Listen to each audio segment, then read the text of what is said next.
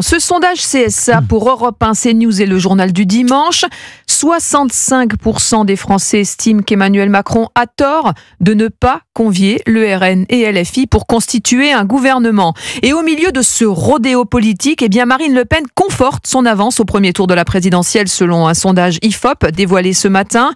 La chef des députés Rassemblement National atteint 38% des intentions de vote au premier tour.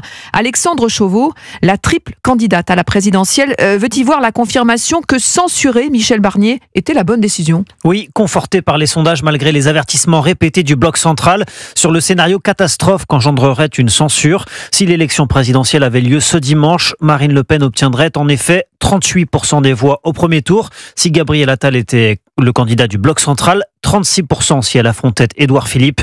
De quoi pleinement assumer le vote de la censure la semaine dernière.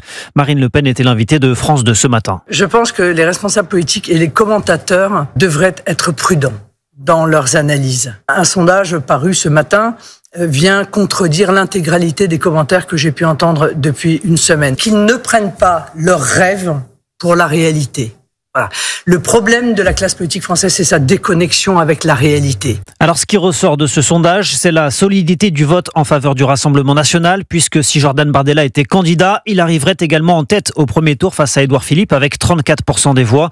Dans son ensemble, le bloc de droite atteindrait entre 47 et 53% des intentions de vote selon les hypothèses, et ce, sans compter les voix d'Édouard Philippe. Laurent Wauquiez oscille entre 6 et 8% en fonction des hypothèses. Jean-Luc Mélenchon plafonne, lui, à 12%. Merci Alexandre Chauveau.